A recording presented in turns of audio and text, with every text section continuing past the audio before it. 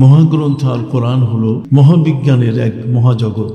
পৃথিবীর মধ্যে এই জগতের যত বিজ্ঞানী আছে সমস্ত বিজ্ঞানী যা কিছু এই জগতে বলেছে কোরআনের বাইরে তারা কিছুই বলতে পারে নাই। গত কয়েকদিন আগে ইউরোপের একজন খুব বিশিষ্ট বিজ্ঞানী প্রফেসর মৌরক্লিত তিনি বলেছেন যে আমি অ্যানাটমি বিজ্ঞানে, তার মানে মানুষের স্বাস্থ্য বিজ্ঞান, একটি বাচ্চা কিভাবে জন্ম নেয় মায়ের পেটে এবং সে বাচ্চাটি মা কতদিন পেটে রাখতে পারেন, এই বিষয়গুলো নিয়ে আমি গবেষণা করি। আমি একজন ডাক্তার, আমি অ্যানাটমি বিশেষজ্ঞ হয়ে একজন বড় মাপের ডাক্তার হয়ে আমি যে বিষয়টি বলতে চাই সেটা হলো যে বিংশ শতাব্দী পর্যন্ত পৃথিবীতে ডাক্তাররা জানতো না, ডাক্তারের কাছে খবর নাই, তাদের বিজ্ঞান প্রমাণ করতে পারে নাই যে একটা বাচ্চা মায়ের পেটে থাকলে কতদিন পর পর তার পরিবর্তন হয়।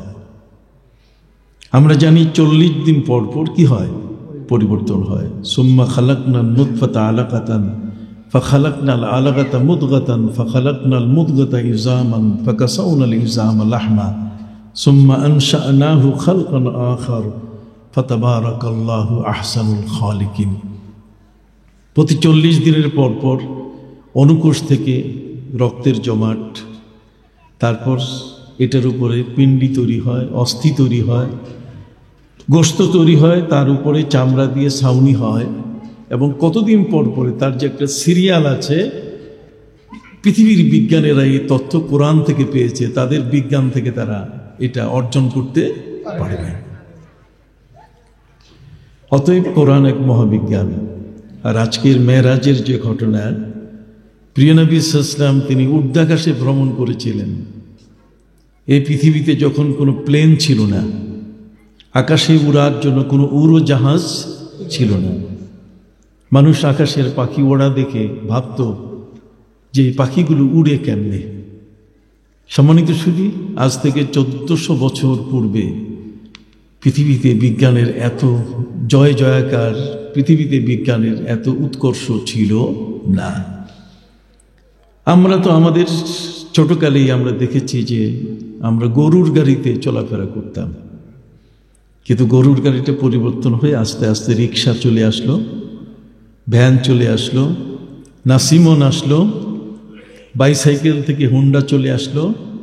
আস্তে আস্তে আমাদের মধ্যে সেই দ্রুত গতিতে যাওয়ার জন্য যে যানবাহনগুলো, যেমন টয়োটা কার, কি বলেন, এর বিভিন্ন মডেল, এর পাশাপাশি আকাশের আকাশযান, প্লেন, রকেট, এগুলো একের পর এক তৈরি হয়ে পৃথিবীটা এখন হাতের মুঠোয় সহজে ঢাকা থেকে বের হয়ে আপনার এখানে আসতে এখন বেশি সময় লাগে না।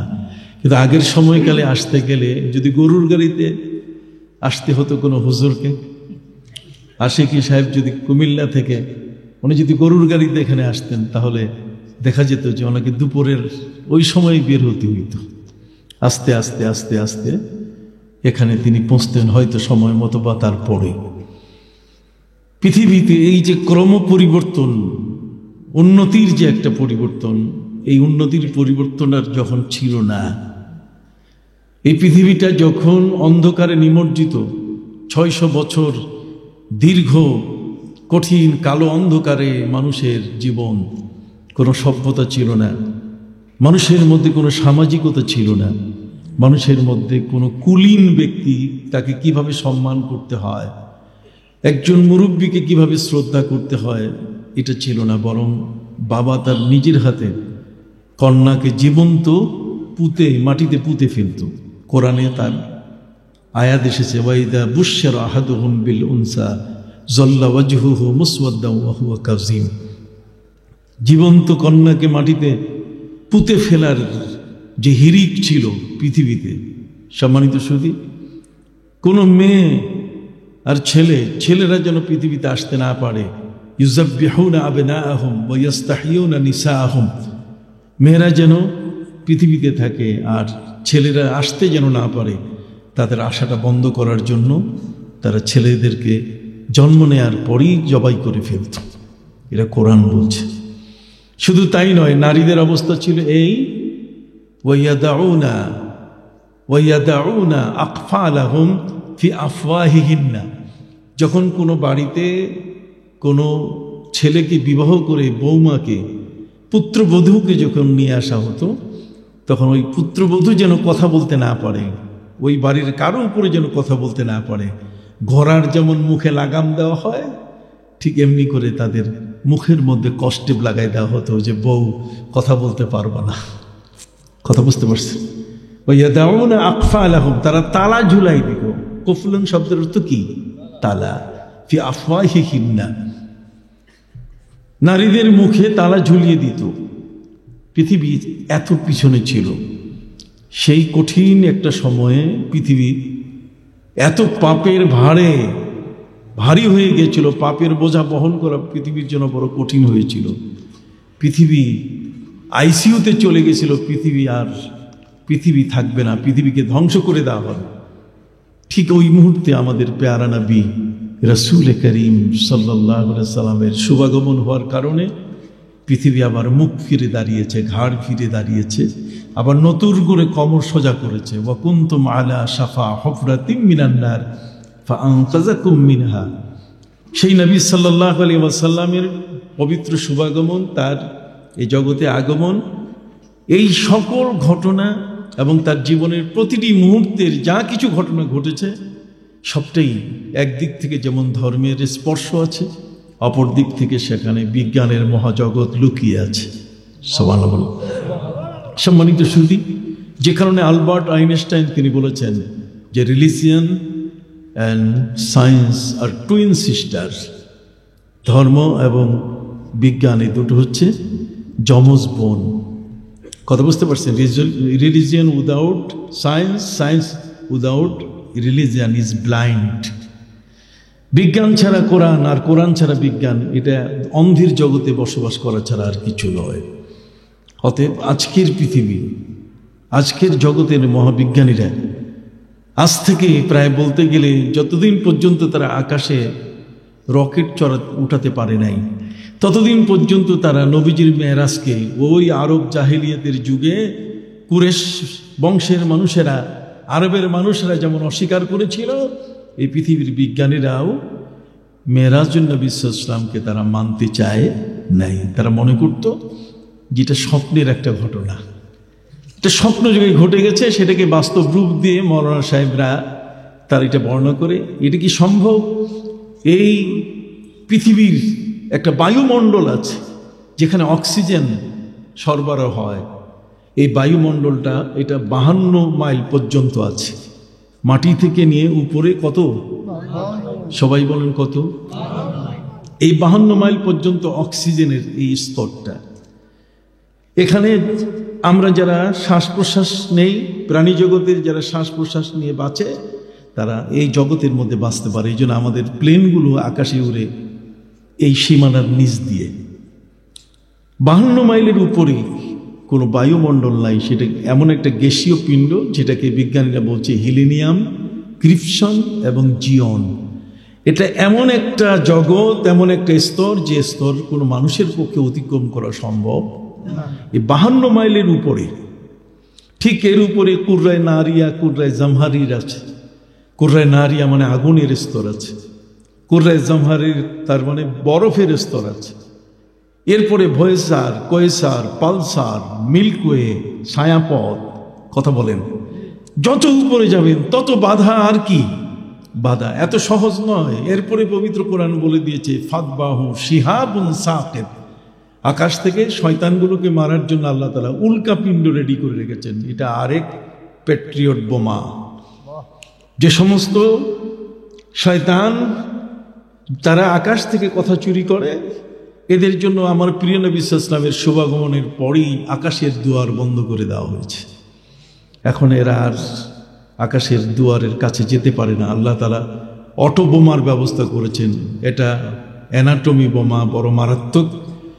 যে ফাতবাহু শিহাবুন সাকিব, এই উল্কা পিণ্ড চিরচির করে আগুনের মতো জ্বলে উঠে, এগুলো জিনদেরকে মারার জন্য। কথা বুঝতে পারছেন সম্মানিত সুধী? অতএব এই সমস্ত একের পরে এক বাধা স্তর, এগুলো অতিক্রম করে একজন নবীর পক্ষে, আমাদের প্রিয় নবী সাল্লাল্লাহু আলাইহি ওয়াসাল্লামের পক্ষে যাওয়া এটা সম্ভব নয়।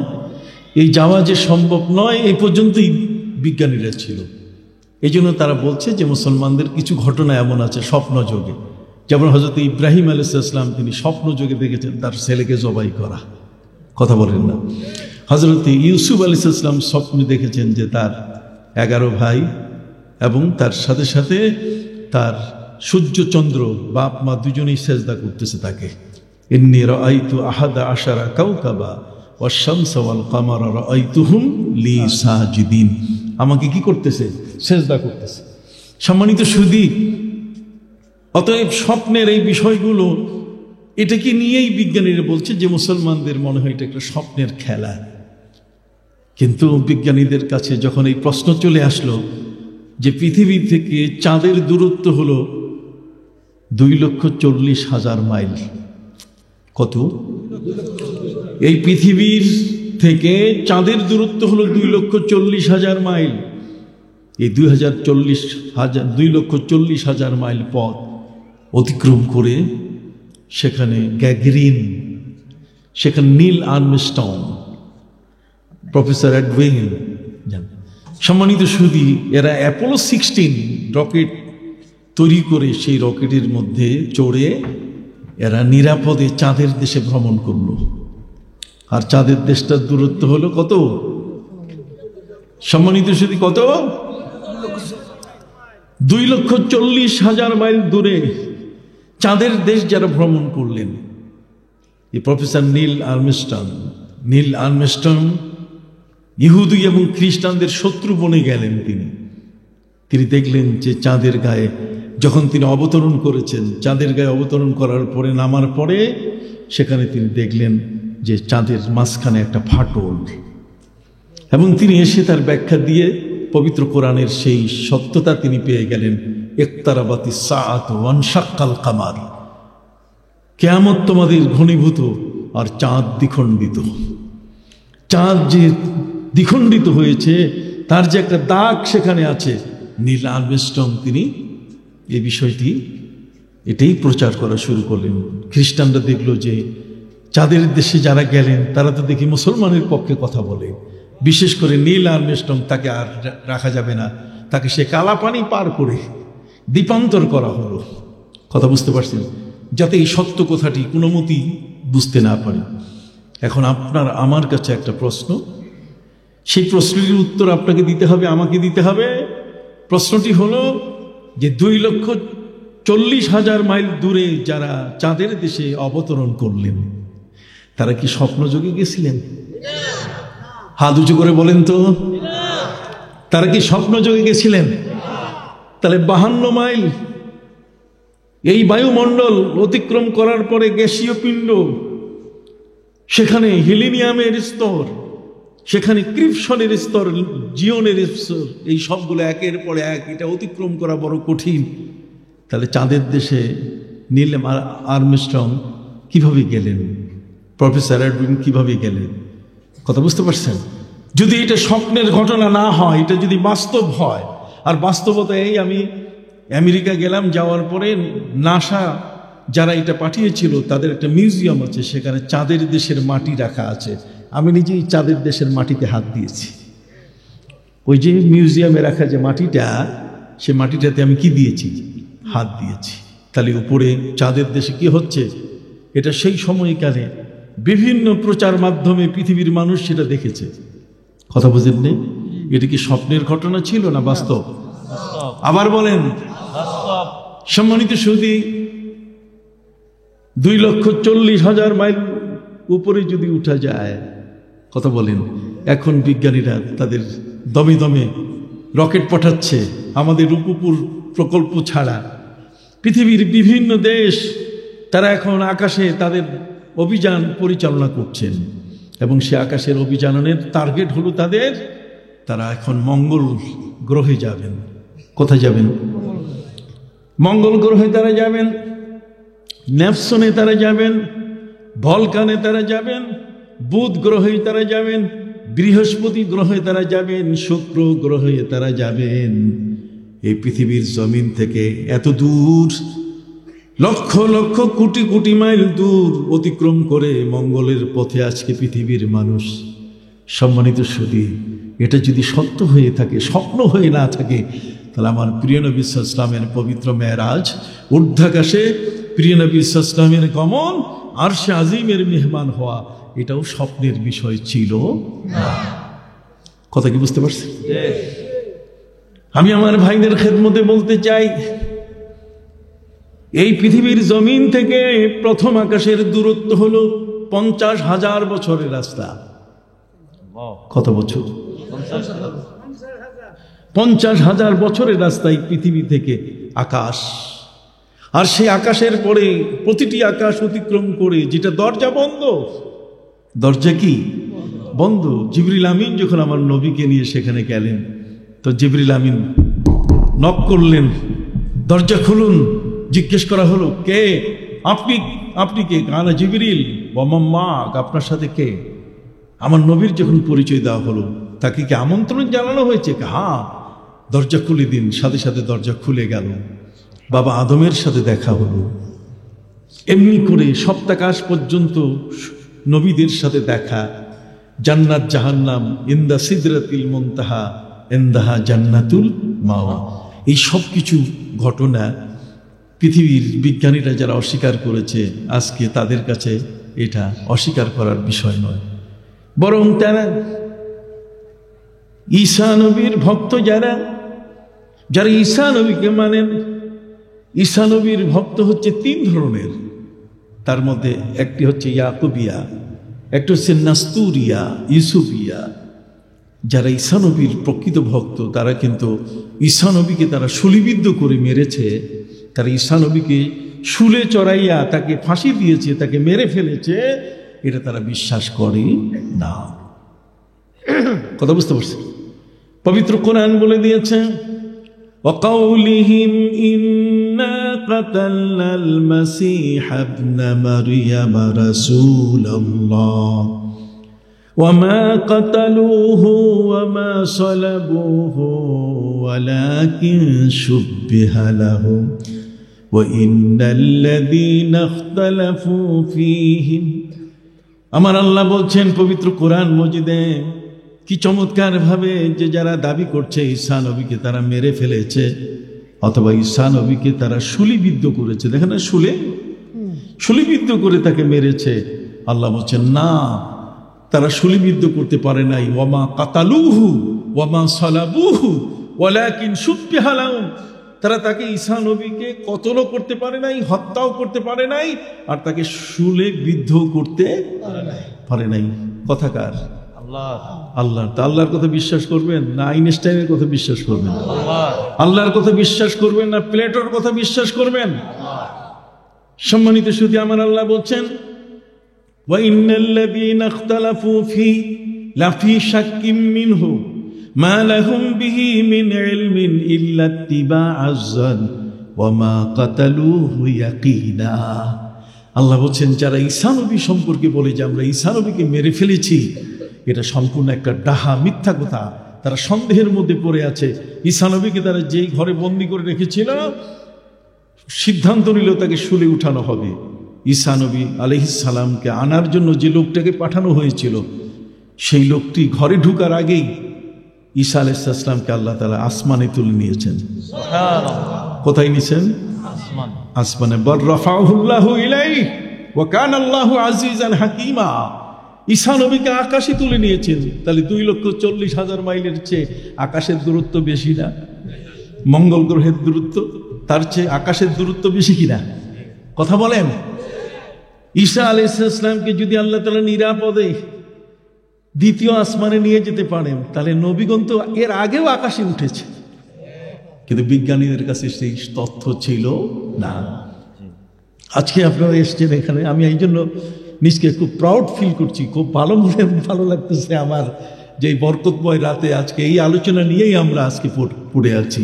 আল্লাহ আমাদেরকে এখানে এই সময় একটি সুন্দর মজলিসে আলোচনার জন্য বসার, শোনার সুযোগ করে দিলেন। আমরা সকলে জবান খুলে বলি আলহামদুলিল্লাহ। সম্মানিত সুধী, হযরত ঈসা আলাইহিস সালামকে যে লোকটা আনতে গেছিল, যে ধরে নিয়ে আসো শলিতে চড়াবো, সে ঘরের ভিতরে গিয়ে দেখে হযরত ঈসা নবী কি নাই, বরং এই লোকটি যে আনতে গেছিল তার চেহারাটাকে আল্লাহ তাআলা ঈসা আলাইহিস সালামের মতো করে দিয়েছেন। ফলে ফিরে এসে বলছে, ঈসাকে পাইলাম না। কয়, বেটা পাইলে না, তুমি তো ঈসা। এবার ধরে তারে শুলিতে চড়াইল।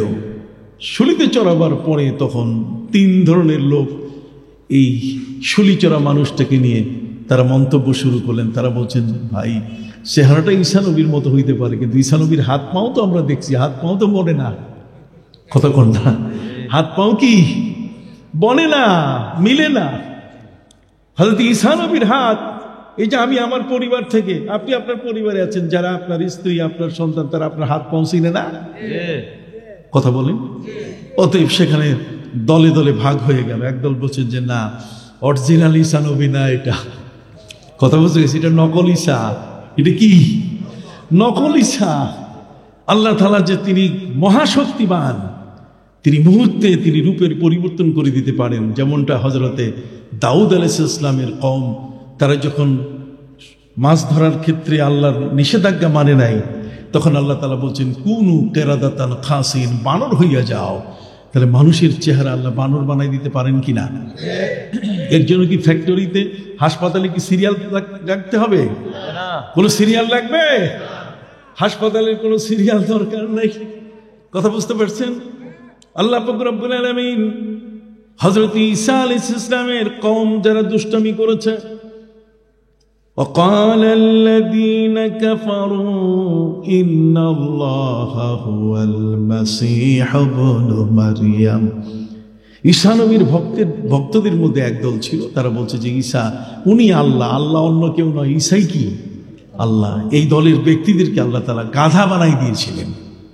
কি বানাই দিয়েছেন? গাধা। যারা বলেন কি গাধা। এই জন্য আমরা আমাদের ছাত্রদেরকে পড়াই, ফাস্ক, মাস্ক, নাস্ক, রাস্ক। ফাস্ক, মাস্ক, রাস্ক, নাস্ক, এই 4টে জিনিস পড়ে।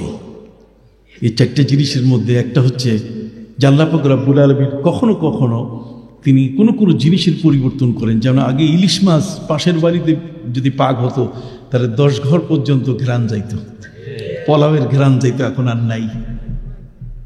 মাস্কে সুরাত, মাস্ক শব্দের অর্থ হচ্ছে রূপের পরিবর্তন। যেমন আল্লাহ পাক রব্বুল আলামিন দাউদ আলাইহিস সালামের কওমকে বানর বানিয়ে দিয়েছিলেন। ঈসা আলাইহিস সালামের একটি কওমকে, একটি সম্প্রদায়কে আল্লাহ তাআলা গাধা বানাই দিয়েছিলেন। এবং বড় কঠিন হুঁশিয়ারি নবীজি দিয়েছেন যে আমি ভয় পাচ্ছি আমার উম্মতের মধ্যে কেউ যদি ইমাম সাহেবের আগে রুকুতে যায়। আমার নবীজি বলেছেন, আমার বড় ভয় হচ্ছে আমার উম্মতের মধ্যে কোনো মুসল্লি নামাজি যদি ইমাম সাহেবের আগে রুকুতে যায়, ইমাম সাহেবের আগে যদি সেজদায় যায়, ইমাম সাহেবের আগে যদি সেজদা থেকে মাথা উঠায়, আমি আশঙ্কা করতেছি আল্লাহ তাআলা তার চেহারা গাধার মতো করে দিতে পারেন। কথা বুঝতে পারছেন? তাহলে এই চেহারা পরিবর্তন করতে গিয়ে খুব বড় হাসপাতালে লাইন দেওয়ার দরকার নাই। আল্লাহ বাতিল করে দিতে পারেন তার আগের চেহারা। নাস্ক, তানাসুখ, তানাসুখ, তানাসুখ শব্দের অর্থ ভিতরে প্রবেশ করা। কথা কন না, ভিতরে প্রবেশ করা। যেমন আপনাদের একটু বলি, যখন আসছি 2টা কথা বলি। সম্মানিত শুধু কিছু কিছু মানুষ মনে করে যে তানাসুখ হবে। তানাসুখ শব্দের অর্থ হচ্ছে এই অবয়ব পরিবর্তন হওয়া। একটা হচ্ছে মানুষ হাত পাও ঠিক আছে, কিন্তু মুখটা বানর হয়ে গেছে।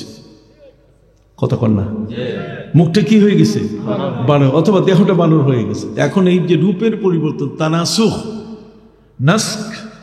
যেমন কবি জীবনানন্দ দাশ, কবি জীবনানন্দ দাশ তার স্ত্রীকে বলছে যে আমি মরলে তুমি চোখের পানি ফেলে কাঁদবা না। স্ত্রী বলছে, স্বামী এটা হয়? তোমার জন্য 1 সাগরের পানি চোখের মধ্যে, চোখের কলসে আমি ভর্তি করে রেখেছি। আমার চোখের কলসে তোমার ভালোবাসার 1 সাগরের পানি আমি জমা করে রেখেছি স্বামী। তুমি যেদিন মরে যাবে সেদিন আমি তোমার জন্য না কেঁদে কি পারি? তোমার জন্য চোখের পানি এটি ঝর্ণার মতো চড়তে থাকবে, নিঝরণীর মতো পড়তে থাকবে, অতএব আমি কাঁদবই। কিন্তু জীবনানন্দ দাশ তার স্ত্রীকে বলছে, কেঁদো না। কারণ? স্ত্রী বলছে, কারণ কি? কাঁদবো না কেন? আবার তো আমি তোমার কাছে ফিরে আসব, আবার তোমার কাছে কি ফিরে আসবো। আপনারা কথা বুঝতেছেন কি? আবার তোমার কাছে কি? স্ত্রী বলছে, বাহ, তুমি মরে যাওয়ার পরে ফিরে আসবে, এটা কি করে হয়? তাহলে তোমাকে চিনবো কোথায়? তখন তোমাকে পাবো কোথায়? মিউজিয়ামে পাবো? কথা কন না? জাদুঘরে কি তোমাকে পাবো? তোমাকে শ্মশান ঘাটে পাবো? কোথায় তোমাকে পাবো? তখন জীবনানন্দ দাশ তার স্ত্রীকে বলছে যে আমাকে তুমি পাবা কোথায়? তার কবিতায় তিনি বলে গেছেন স্ত্রীকে, কবিতায় তিনি তার স্ত্রীকে বলে দিচ্ছেন, আবার আসিব ফিরে ধানসিঁড়িটির তীরে, আবার আসিব ফিরে ধানসিঁড়িটির তীরে, এই বাংলায় হয়তোবা মানুষ নয় শঙ্খচিল হয়ে শালিকের বেশে, হয়তোবা মানুষ নয় ভোরের কাক হয়ে নবান্নের দেশে। কবি জীবনানন্দ দাশ তার স্ত্রীকে বলছে যে আমি মরে যাওয়ার পরে পৃথিবীতে আমি আসব, কিন্তু তুমি আমাকে পাবে ধানসিঁড়ির যে নদী আছে, এ রাজাপুর পিরোজপুরে একটা নদী আছে, এটার নাম কি? ধানসিঁড়ি। আবার আসিব ফিরে ধানসিঁড়িটির তীরে, ওইখানে গিয়ে তুমি আমাকে দেখবে আমি এসে গেছি। তাহলে তোমাকে চিনবো কিভাবে? তোমার অবয়ব কি থাকবে? তোমাকে পাবো কিভাবে? আমি কাউয়া হয়ে আসবো, কাক। তাহলে এই যে রূপের পরিবর্তন হয়ে সে কাক হয়ে আসবে, এটাকে বলে তানাসুক, এটাকে নাস্ক বলে। বুঝেন নাই? এটা কি নাস্ক? আমি বুঝাইতে পারছি কিনা? সবার তো বুঝার কথা। দেখেন, এরা হচ্ছে পুনর্জন্মবাদী, এরা আমাদের বিশ্বাসের বিরুদ্ধে। এরা আবার পৃথিবীতে ফিরে আসবে, কিন্তু আমরা মারা যাওয়ার পরে কেউ পৃথিবীতে ফিরে যদি আসতোই, তাহলে কোনোদিন কবি জসিমউদ্দিন তার স্ত্রীর কাছে চোখের পানি 30 বছর ভিজাতো না। ওইখানে তোর দাদির কবর ডালিম গাছের তলে, 30 বছর ভিজিয়ে রেখেছি 2 নয়নের জলে। কথা বল না? সম্মানিত সুধী, আমাদের আকীদা, আমাদের বিশ্বাস, এই যে আকীদার কথা আসলো, এইটি আমি পরে আপনাকে বলবো। মেরাজের আলোচনা তো আকীদা। আকীদা মানে আমার চিন্তাধারা যে মরার পরে আবার পৃথিবীতে আসবো, তবে মানুষ নয়, মানুষের রূপ ধরে নয়। আবার আসিব ফিরে ধানসিঁড়িটির তীরে, এই বাংলায় হয়তোবা মানুষ নয় শঙ্খচিল হয়ে শালিকের বেশে। আমি চিল আছে, আকাশে চিল উড়ে না? একটা চিল হচ্ছে শঙ্খচিল, কঠিন বিকট আওয়াজ, শঙ্খচিল হয়ে, অথবা শালিক, কি ছোট্ট পাখি দেখেন নাই শালিক?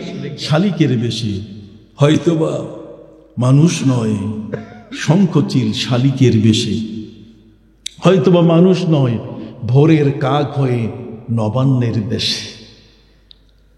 নতুন ধানে নবান্ন আপনারা জানেন। তাহলে ভাইদের খেদমতে আরজ করতে চাই, আবার ফিরে আসা যাবে পৃথিবীতে, কিন্তু তাদের দৃষ্টিভঙ্গি হলো যদি সে ভালো কাজ করে তাহলে ভালোভাবে আসবে, আর না হলে ইন্দুর বান্দর হয়ে পৃথিবীতে ফিরে আসবে। এই জন্য ক্ষুদিরাম, কে? ক্ষুদিরাম তার মাকে বলছে, একবার বিদায় দাও মা, ঘুরে আসি।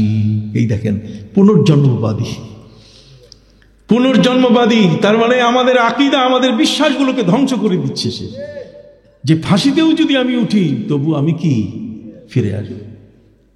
একবার বিদায় দাও মা, ঘুরে আসি, হাসি হাসি পরব ফাঁসি, দেখবে ভারতবাসী। একবার বিদায় দাও মা, ঘুরে আসি। এই ঘুরে আসাটাই হলো জীবনানন্দ দাশের স্ত্রীর কাছে যে কথাটা, আবার ফিরে আসব। কিন্তু সে ফিরে আসবে কিভাবে? কাউয়া হয়ে। তাহলে মানুষ আর কাক দুটো কি এক রূপ? রূপের পরিবর্তন হলে এটাকে তানাসুব বলে।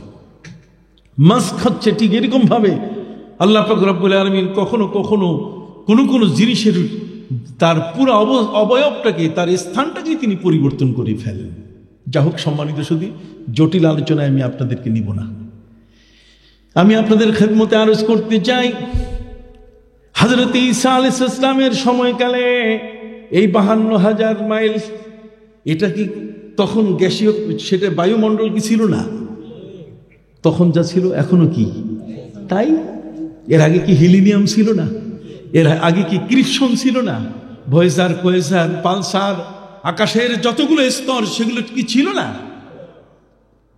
2,40,000 মাইল দূরে যদি যেতে পারে 3 জন বিজ্ঞানী নভোচারী চাঁদের দেশে, আর আল্লাহ তাআলা বলছেন ঈসা নবী সম্পর্কে যে বাররাফাহুল্লাহু ইলাইহি, ওরা সন্দেহের মধ্যে পড়ে গেছে ঈসাকে নিয়ে। এখন তার হাত পা আর তার মুখ চেহারা নিয়ে তারা এখন তর্কে লিপ্ত হয়ে গেছে। কতক্ষণ না, কেউ তো দেখে বলছে যে ঈসা নবী না, যেহেতু হাত পাও ঈসা নবী না, এখানে কাণ্ড আরেকটা ঘটে গেছে হয়তো। তাহলে আমার আল্লাহ মহান শক্তিশালী, সুবহানাল্লাহ বলেন। আমার আল্লাহর শক্তি এত বড়। 40 বছর নিজের কলিজার টুকরা সন্তান হযরত ইউসুফ আলাইহিস সালামকে কাছে না পেয়ে হযরত ইয়াকুব আলাইহিস সালাম তিনি অন্ধ হয়ে গিয়েছিলেন। কতক্ষণ না, বাবা তার সন্তানের শোকে কি অন্ধ হয়ে গেছেন। হযরত নবী ইউসুফ আলাইহিস সালাম যখন মিশরের খাদ্যমন্ত্রী হলেন, খাদ্যমন্ত্রী হওয়ার পরে দেশের মধ্যে মহা দুর্ভিক্ষ দেখা দিল, খাবার সংকট। তিনি ঘোষণা দিলেন প্রতিটা পরিবার থেকে যে যত বড় ভাণ্ড নিয়ে আসতে পারবে, যার উটে যত বড় ভাণ্ড হবে তাকে ততগুলো দেওয়া হবে। হযরত ইয়াকুব আলাইহিস সালাম তার ছেলেরা সবাই মিলে বলছে যে আব্বা কি করতে হবে, তাহলে তোমরা যাও। ওরা যখন গেল হযরত নবী ইউসুফ আলাইহিস সালাম চিনে ফেলেছেন এটা আমার ভাই, এরাই তো আমার কূপে ফেলাইছে। কথা বুঝতে পারছেন? সম্মানিত সুধী বন্ধুরা আমার, তিনি তাদেরকে জিজ্ঞেস করলেন তোমরা কোন জায়গা থেকে এসছো, কোথায় তোমরা বাস করো? তখন তারা বলেন আমরা কেনানে বাস করি। কোথায়? কেনানে বাস করি। এগুলো সব তো আলেমরা ওয়াজ করে না। আলেমরা তো ওই যে এর আগে আশিক হিসাব বলে গেল না যে নাট্যমঞ্চ বানাই ফেলছে এখন, কে কত সুন্দরীকে মোবাইলে দেখতে পারে। কথা বোঝেন নাই? সিরিয়ালের মধ্যে কে বর্তমানে 1 নম্বর আছে এটা নিয়ে আমরা ব্যস্ত। কোরআনের কথা কে শিখাবে, তার জানা তো লাগবে। ইউসুফ নবী বাস করিতেন কেনানে। কথা বুঝতে পারছেন? অতএব এই জায়গা থেকে তার ভাইরা আসছে, তিনি চিনতে পারছেন পুরা, কিন্তু তাদের সাথে তিনি খারাপ ব্যবহার করেন, বরং তিনি খবর নিলেন যে তোমাদের পিতা তিনি কেমন আছেন। তখন তারা বলল যে আমাদের পিতা তিনি এখন অন্ধ অবস্থায়, আমাদের ছোট ভাই ইউসুফ ছিলেন, বাঘে তাকে খেয়ে ফেলেছে, বাঘে খেয়ে ফেলেছে। এই শোকে বাবা কাতর হয়ে চোখের পানি পড়তে পড়তে চোখ অন্ধ হয়ে গেছে।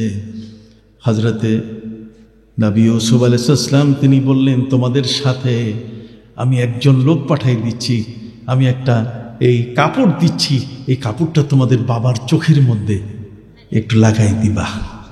কাপড়টা চোখের উপরে লাগাই দিলে তারপর কি রেজাল্ট হয় দেখো। ফালাম্মা আনজাহুল বাশীর, যখনই এই শুভ সংবাদ দানকারী হযরত ইয়াকুব আলাইহিস সালামের কাছে ছেলে ইউসুফের জামা, কামিজ মানে কি জামা, এই জামাটা নিয়ে যখন তার চোখের সামনে ধরলেন, ফারদাত্তা বাসীরা, তার চোখের দৃষ্টি ফিরে গেল। 40 বছরের অন্ধচক্ষু ভালো হয়ে গেল। তাহলে 40 বছরের অন্ধচক্ষু ভালো করতে পারেন কে? আল্লাহ। আবার বলেন কে? আল্লাহ। সবাই আল্লাহ পারেন, তাহলে বিজ্ঞানীরা কি বলে? 40 বছরের একটা হারানো চক্ষুকে ফিরে আনা বড় কঠিন। আপনি ভারতের শঙ্কর চলে যান, আপনি চক্ষু বিজ্ঞান ইনস্টিটিউট, যতগুলো চক্ষু বিজ্ঞানের বিশ্ববিদ্যালয় আছে সবগুলোতে যান। 40 বছরে যে লোক চোখ দুইটা নষ্ট হয়ে গেছে, সে চোখ তো ফিরে আসার কথা নয়। কোনো মেডিসিন নাই, কোনো ড্রপ নাই। বুঝতেছেন কিনা জানি না, কি বলেন? কোনো মেডিসিন নাই, কোনো ড্রপ নাই, কিচ্ছু নাই।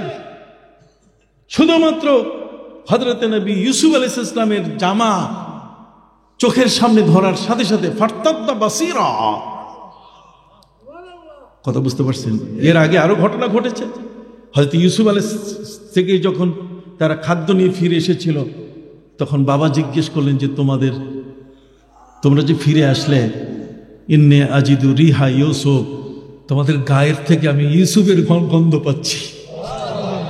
তখন সাথে সাথে বলল তাল্লাহি তাল্লাহি ইয়া আবাতি ইন্নাকা ফি দালালিকাল কাদিম, আপনি সেই পূর্বের ওই যে ভ্রান্ত ভালোবাসার উপরে আপনি এখনো আছেন, যে ইউসুফকে আপনি যেভাবে ভালোবাসতেন, তাকে যে বাঘে খেয়ে ফেলছে, এটা আপনি এখনো বিশ্বাস করতে পারেন নাই। আল্লাহু আকবার বলবেন না? সব কুদরতের খেলা। আপনি কোরআন যদি পড়তে পারেন, জানতে পারেন, বেঈমান হওয়ার কোনো সুযোগ নাই। যে জন্য দিন দিন মুসলমানের সংখ্যা কি বাড়তেই আছে। আমি এই কথাগুলো এই কারণে বলতেছি, একটা ভূমিকা দিতেছি আপনাকে, কথা বুঝতে পারছেন? আমি এখন আলোচনা শুরু করি না। সম্মানিত সুধী বন্ধুরা আমার, হযরতে নবী ইউসুফ আলাইহিস সালামের কাছ থেকে 11 ভাই দুর্ভিক্ষের সময়কালীন তাদের সেই রিলিফের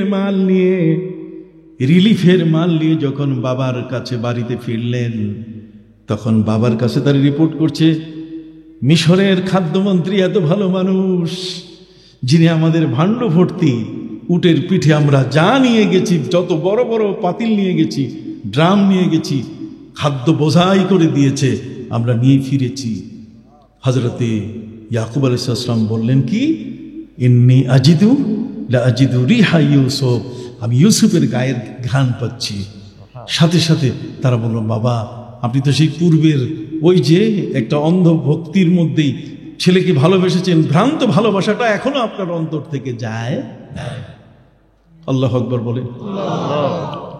সম্মানিত সুধী বন্ধুরা আমার, জগতের মধ্যে হযরতে নবী ইউসুফ আলাইহিস সালামের জামা বাবার চোখের সামনে নেওয়ার কারণে যদি চোখের জ্যোতি ফিরে যায়, তাহলে প্রশ্ন আসে, বিজ্ঞানীরা কোনদিন তো তোমরা এরকম একটা কাপড় চোখের মধ্যে দিয়া কারো চোখের দৃষ্টিশক্তি তোমরা ফিরাতে পারলে না।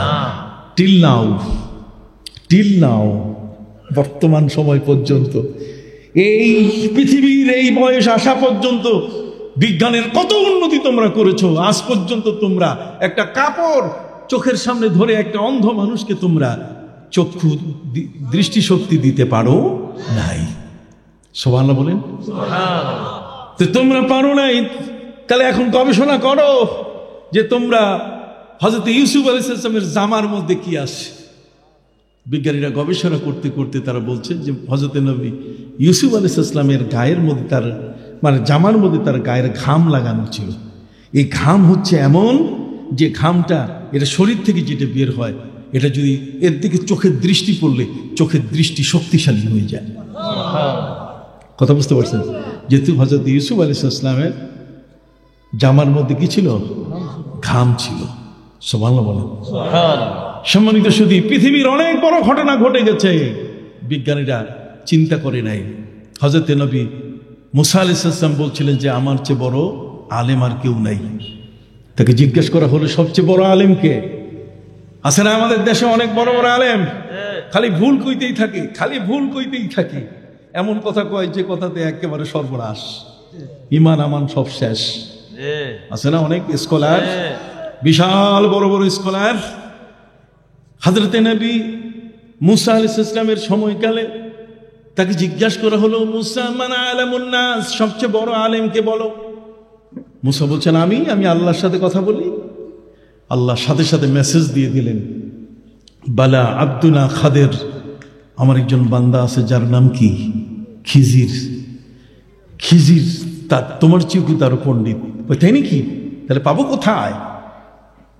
তাকে পাবার আলামত বলে দেন। আল্লাহ বলছেন, ওমান আসদাকু মিনাল্লাহি হাদিসা ওমান আসদাকু মিনাল্লাহি কিলা, আল্লাহর চেয়ে মহাসত্য কে বলতে পারে?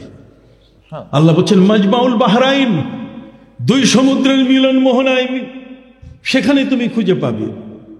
হযরত নবী ইউসুফ আলাইহিস সালাম, হযরত মুসা আলাইহিস সালাম আল্লাহর কাছে বলেন যে আল্লাহ একটা আলামত দেন, যাতে ওই আলামতটা দিয়ে বুঝতে পারি যে কাছাকাছি চলে আসছে, ডেস্টিনেশন, গন্তব্যে পৌঁছে গেছি। কথা বুঝতে পারছেন? আল্লাহ পাক রব্বুল আলামিন বলেন যে একটা মাছ ভাজি করে নাও, এটা থলিতে নিয়ে হাঁটা শুরু করো। তারপর যখন হযরত খিজির যেখানে, সেই জায়গায় যখন পৌঁছে যাবে, মাজমাউল বাহরাইন, দুই সমুদ্রের মিলন মোহনায়, দরিয়ায় খিজিরে যখন পৌঁছে যাওয়ার পরে তখন দেখবে এই ভাজা মাছটা জিন্দা হইয়া, ভাজা মাছটা জীবিত হয়ে সমুদ্রের দিকে দৌড়ে যাবে। তখন মনে করবে আমরা গন্তব্যে চলে আসছি। তাই হয়েছে। হযরত শামুয়েল আলাইহিস সালামের হাতে ছিল ভাজা মাছের থলি, মুসা নবী বেশ আগায় গেছেন, দুপুর প্রচন্ড গরম, আর সেই গরমের মধ্যে ক্ষুধায় কাতর হয়ে গেছেন হযরতে নবী মুসা আলাইহিস সালাম। হযরতে নবী মুসা আলাইহিস সালাম তিনি বললেন, রে সাগরেত আতে গাদানা লাকাদ লাকিনা মিন সাফারিনা হাদা নাসাবা, তোমার থলির মধ্যে যে ভাজা মাছটা আছে দাও, আমার ক্ষুধা লাগছে, এটা খাইয়া ফেলবো। সাগরেত বলছে, হুজুর এটা থলি থেকে বাইর হইয়া সমুদ্রে দৌড় দিয়ে চলে গেছে, জীবিত হয়ে চলে গেছে। তুমি আমাকে বললে না কেন? কই আমি ভুলে গেছি। কই কে তোমাকে ভোলালো? ওমা আনসানিহু ইল্লা শায়তান, শয়তান আমাকে ভুলাই দিছে। কথা বুঝতে পারছেন? এখন বিজ্ঞানীরা মহা চিন্তায় পড়েছে যে একটা ভাজা মাছ এটা জিন্দা হয়ে সমুদ্রে দৌড়ে পালালো, তাহলে ভাজা মাছটা এটা কি ঠিক মতো ভাজি হয় নাই? কথা কন, এই ভাজা মাছটা কি ঠিক মতো ভাজি হয় নাই? সবই তো হয়েছে, এতক্ষণ মাছ থাকে নাকি জিন্দা? অথচ সেই মরা মাছটা জিন্দা হয়ে গেল, তাকে জিন্দা করছেন কে? তাহলে সব যখন আল্লাহই করেন, তাহলে আমার নবীর মেরাজটাও কে করাইছেন? সেই মেরাজটা করাইতে যাইয়া কি ঘটনা ঘটছে আমি সংক্ষিপ্ত তার বিবরণ দিচ্ছি। নিশ্চয়ই ব্রেনটা একটু পরিষ্কার হয়েছে, কতক্ষণ না আপনার জানার এবং বুঝার মতো একটা শক্তি এখন তৈরি হয়ে গেছে পুরা, যে আকাশে ঊর্ধ্বাকাশে উঠা একটা পাখির যদি পারে, পাখির চেয়ে মানুষ অনেক বড়। পাখির চেয়ে মানুষ কি? আল্লামা ইকবালের একটা কবিতা বলি। আল্লামা ইকবাল বলেছেন, দস্ত দস্ত হ্যায় দরিয়া ভি ন ছোড়ে हमने, दस्त दस्त है दरिया भी न छोड़े हमने, बाहर जुल्मत पे दौड़ा दिए घोड़े अपने। আল্লামা ইকবাল বলেন, যদি কোনো ব্যক্তি আল্লাহর উপরে প্রবল বিশ্বাস থাকে, প্রচন্ড বিশ্বাসী হয়, আমল যদি ঠিক থাকে, আর নবীর প্রেমিক যদি হতে পারে, তাহলে এই পৃথিবীর মধ্যে সে এমন একজন ব্যক্তি, সে সমুদ্রের উপরে তার ঘোড়াগুলোকে যদি চালিয়ে দেয়, তাহলে সমুদ্রের ঢেউয়ের উপরে, ঢেউয়ের মাথায় ওই ঘোড়াগুলো পা রেখে রেখে টক টক করে চোখের নিমিষে পার হয়ে যাবে। এদের ঘটনা ঘটছে কিনা আমার তো সেই দিকে আলোচনা করার এখন সুযোগ নাই। কথা কি বুঝতে পারছেন? সম্মানিত সুধী, সমুদ্রের পানির ঢেউয়ের উপরে ঘোড়া পা রাখে। আল্লামা ইকবাল তিনি বলেছেন, শোনো, आए मौज दजला तू भी पहचानती है हमको, अब तक तेरा दरिया अफसाना खा है हमारा। রে টাইগ্রিস নদী, তুমি জানো দামেস্কে 300 জন রসুল সাহাবী ঘোড়ার পিঠে সওয়ার হয়ে এসে দেখলেন যে নদীর পারাপার মাঝিমাল্লা সব বন্ধ, অতএব সেই নদী পার হওয়া বড় কঠিন। তখন হযরত আমর ইবনে আস রাদিয়াল্লাহু তাআলা কে তারা জিজ্ঞেস করলো যে তুমি তো আমাদের নেতা, এখন যাব না ফিরে যাব মদিনায়? কয় এই সম্বন্ধে কিছুই বলতে পারবো না, আমি চক্ষু বন্ধ করলে তারপর বলতে পারবো। কয় চক্ষু বন্ধ করলে মানুষ তো আর দেখে না কিছু? কয় না, আমি চক্ষু বন্ধ করলে নবীজির সাথে দেখা হয়ে যাবে। এখন 3G মোবাইল বাইর হয়েছে, চোখে না দেখলে ছবি দেখা যায় না। আর নবীর সাহাবী হযরত আমর ইবনে আস বলছে চক্ষু বন্ধ করলে কি নবীকে দেখা যায়। তাহলে এই বিজ্ঞান এখন আবিষ্কার হয় নাই। কথা বুঝতে পারছেন? এই বিশ্বাস, এই বিজ্ঞান এখনো পৃথিবীতে আসে নাই। হযরত আমর ইবনে আস রাদিয়াল্লাহু তাআলা বললেন, চক্ষু বন্ধ করে তিনি চক্ষু খুলে বললেন নবীজির সাথে কথা হয়েছে। প্রিয় নবী সাল্লাল্লাহু আলাইহি ওয়াসাল্লাম তিনি বলেছেন, 300 ঘোড়সওয়ার আমার সাহাবী যারা, তারা বাতিলের সামনে কখনো মাথা নত করে না। আল্লাহর একত্ববান নবীর প্রেমের যার অন্তরে আছে, এই পানি তাকে ডুবাবার মতো কোনো ক্ষমতা রাখে না। জোরে বলেন, পানি কি ডুবাবার ক্ষমতা রাখে? এই জন্য আল্লামা ইকবাল বলেছেন, বাতিল সে দবনে ওয়ালে আয়াসমাঁ নেহি হাম, বাতিল সে দবনে ওয়ালে আয়াসমাঁ নেহি হাম, সদবার কর চুকা তো ইমতিহা হামারা। শতবার পরীক্ষিত হয়েছে মুসলমানরা, এই পৃথিবীর পানি তাদেরকে ডুবাতে পারে। পারস্য সাগর হযরতে সাদ রাদিয়াল্লাহু তাআলা আনহুর সেই দলের সব ঘোড়ার আরোহী যারা, তারা নিমিষে পার হয়ে গেছেন পারস্য সাগর। পার হওয়ার পরে তিনি জিজ্ঞেস করলেন কারো কিছু হারাই গেছে কিনা। একজন সাথী বললেন যে একটা বাটি সমুদ্রের মধ্যে পড়ে গেছে। তখন তিনি সমুদ্রকে বললেন, রে সমুদ্র, আমার সাথীদের একটা বাটি তোমার ভিতরে আছে, বাইর করে দাও। সাথে সাথে পানির মধ্যে সেই বাটি ভেসে ভেসে তার কাছে আসা শুরু করল। আমরা তো সেই মুসলমান, চীন আরব হামারা, হিন্দুস্তান হামারা, चीन अरब हमारा, हिंदुस्तान हमारा, हम मुस्लिम हैं, सारी दुनिया है हमारा। আমরা মুসলমান, গোটা দুনিয়া কি আমাদের। সেই মুসলমান এই জাতি, তার ইতিহাস এত চমৎকার, বিজ্ঞানে ভরা। কথা বল না, বিজ্ঞানে কি ভরা। 1400 বছর আগে যেখানে পৃথিবীর বিজ্ঞান নাজুক পরিস্থিতিতে ছিল, পৃথিবীর বিজ্ঞান মানুষ জানতো না, চিনতো না, আর তার ওই সময়কালে, তার পূর্ব সময়কাল থেকে এই পৃথিবীতে বিজ্ঞানের আলোক রশ্মি দিয়ে আল্লাহ তাআলা মানুষগুলোকে নিজের দিকে আহ্বান করছেন, এক একটা পথের দিশা দিচ্ছেন। সুবহানাল্লাহ কোন? কোন বিরক্তি আসছে? বিরক্তি আসে নাই? এখন তো আপনি মেরাজের ওয়াজ শুনেন নাই, কথা বলুন। সম্মানিত বন্ধুরা আমার, পবিত্র কোরআন মজিদে আল্লাহ বলছেন, আও কাল্লাযী মাররা আলা ক্বরিয়াতিন ওয়া হিয়া খাবিয়াতুন আলা উরুশিহা। হযরত উযাইর আলাইহিস সালামের মতো একজন নবী, কথা বল না, তিনি একখানে গিয়েছিলেন, এক জায়গায় গন্তব্যে যাওয়ার পথে একটা গ্রামে তিনি 3 দিন মেহমান হয়েছিলেন। সবাই শুনুন, কয়দিন? 3 দিন। এই 3 দিন মেহমান হওয়ার পরে তিনি এত খুশি হয়েছেন যে সেই গ্রামটা এত সুজলা সুফলা, শস্য শ্যামলিমায় পরিপূর্ণ।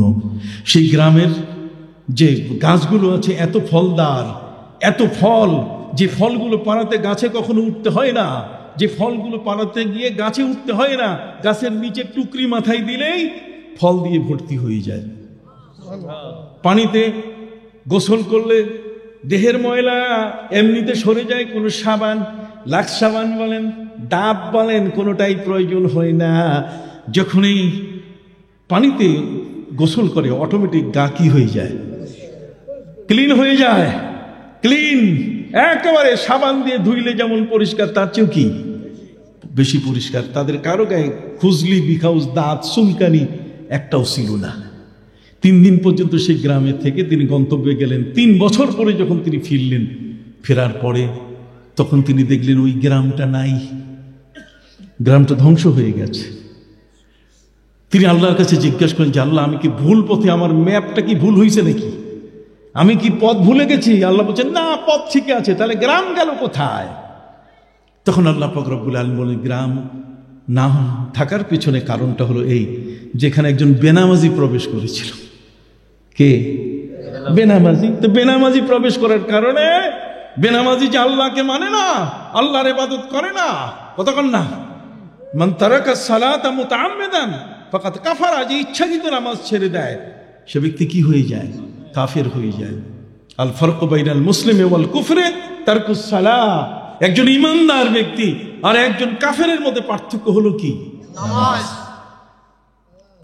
আল্লাহর পক্ষ থেকে জানানো হলো, এই গ্রামে একজন বেনামাজি ঢুকেছে, গাছের হাত দিয়েছে, গাছ বলছে, বেনামাজি হাত দিয়েছে, আমি আর ফল দিব না। পানিতে হাত দিয়েছে, পানি বলছে আর থাকবোই না, সে নিচে চলে গেছে, পুরোটা ধ্বংস হয়ে গেছে।